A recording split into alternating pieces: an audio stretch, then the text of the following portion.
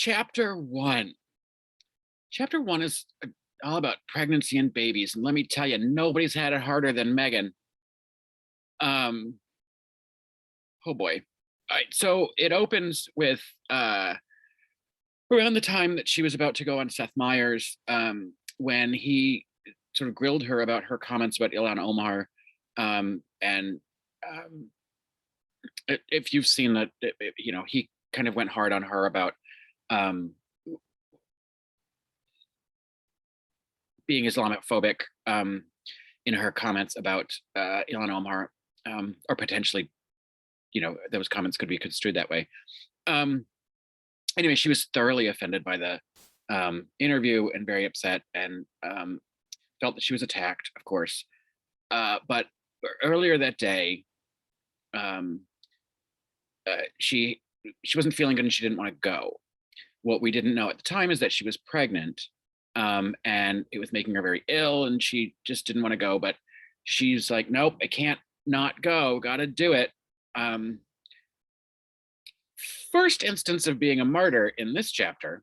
Got to go do my job, and she refers to herself and these appearances as her brand several times. Have to go protect my brand. Go on this show. Okay. So right there, we've had this discussion before. It's not about having a personality or having an opinion. It's about showcasing a brand, whether you believe it or not. That's not very genuine, Meghan. So she's going to go on Seth Meyers and promote her brand, and it didn't work out the way she wanted to, and very upset.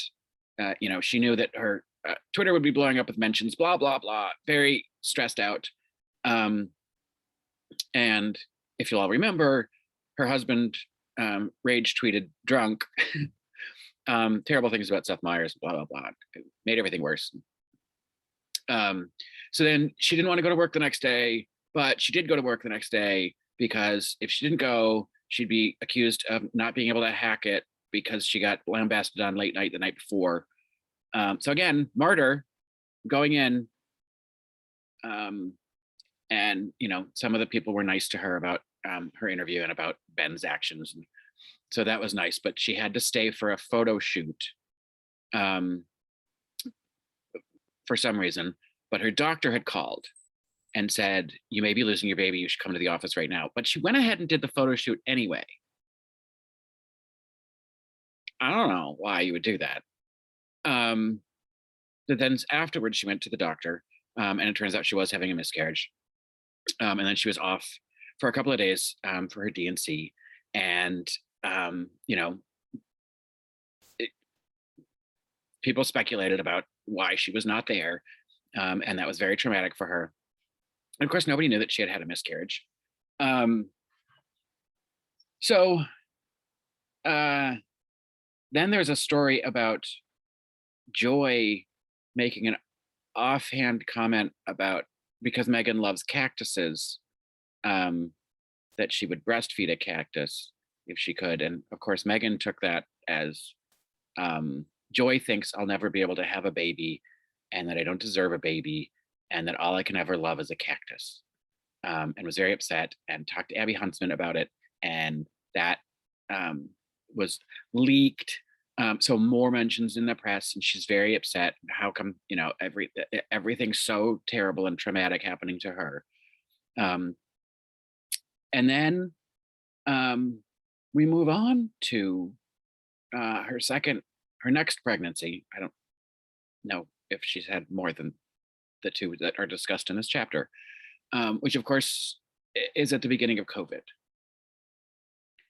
And she goes on and on about how at there's a virus. When she went to the doctor, there was questions about, have you been to or traveled to China recently, or the Far East? No. This is in January. Why should I be worried about that? Honey, in January, we all knew what was going on. We saw all those reports in December and January of Wuhan. And then, she went out to dinner with friends, and her friend's brother works in China and was quarantined. And she says, quarantine, what's that? Dum dum. Uh, so now she's panicked. And she's pregnant and she's worried, and she tried to pitch the show that we should talk about this virus that's in China, and the shows didn't want to talk about it. But of course, she was in the know right at the beginning and red flagged it, and she's got some serious anxiety issues and concerned that someone is always out to attack her, because she went on again talking about uh, just the anxiety, and that she was concerned about terror attacks. And but I'm gonna back up for a second, because the whole thing about Seth Meyers and that show, and she was so upset, and she blames him for her miscarriage. She knows that's not true, but her doctor told her in that she was worried that there was in a high stress job and blah blah blah, and that did she cause the miscarriage? And the doctor said no, people have healthy pregnancies in much worse conditions than this, so it wasn't anything that you did. But in the whole process of talking about the Seth Meyers interview, and he was really, that his team was really happy about the coverage on YouTube, and then she goes on this big dig about his ratings, and how his ratings are lower than Jimmy Kimmel, Jimmy Fallon, and Stephen Colbert. But he's in a different time slot, so I don't know why she would make that comparison. They're on at 11:30. He's on at 12:30. There's always less viewers. She just makes a bunch of digs. So I think she's really, when she said in the introduction, she's leaning into the villain. She's really doing it. It's because she kind of scorched earth him. But then when we get to the next pregnancy, at the beginning of the pandemic, and she goes and she talks to one of the executives at ABC, Barbara, whatever her last name was, the one who got fired for the racist comments that she had made. And so Meghan talks about these racist comments and repeats them, like scorched earth. Like, okay, you're really taking them down one at a time, complaining about the brass at ABC wanting everyone to come in. This virus thing isn't a big deal. She, of course, now is hyper concerned and vigilant. She and Ben don't go out of the house, and they don't want to see people. And eventually everyone else catches up to what she and Ben were doing to protect themselves. But regardless, she kept going into the office or into the studio. Joy had decided to work from home, and then Whoopi worked from home. And Meghan, again, not wanting to announce publicly that she's pregnant, again, martyrs herself and keeps going into the studio. And she likens the studio to Thunderdome.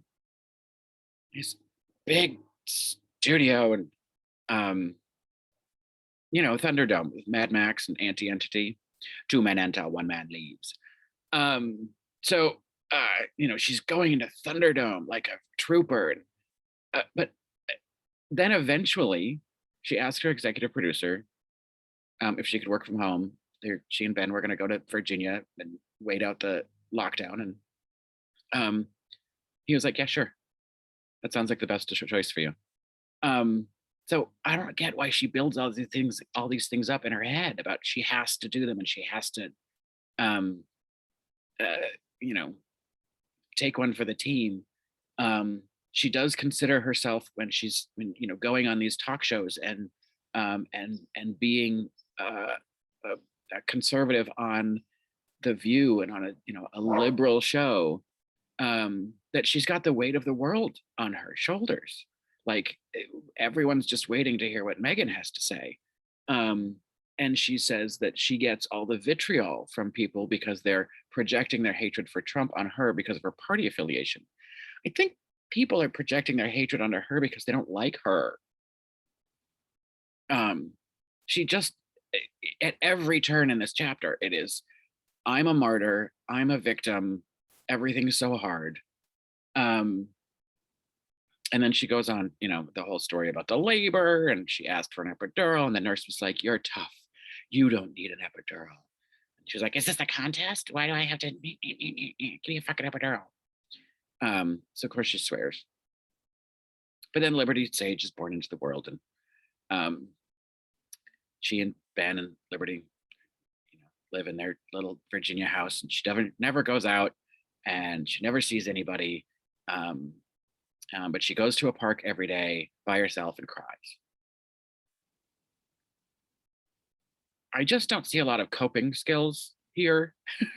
I mean, it was a stressful time, and everybody was trying to figure out how to manage it. Um, but there again is this thread going through that this whole pandemic was somehow, you know, manufactured to ruin her pregnancy. She said there was no joy in any of the stages of pregnancy. Only, I don't know if she would use the word misery. She said there was no joy. I think she said anxiety, but she said anxiety like 745 times. Anyway, so now she's got a baby. And it's, when she first cried, it wasn't like it is in the movies. Okay. Um, we're gathering here that this girl has not a lot of life experience. Um, and when they talk about people being old souls, she's brand new. And I'm not really looking forward to chapter 2, but we'll do it for you.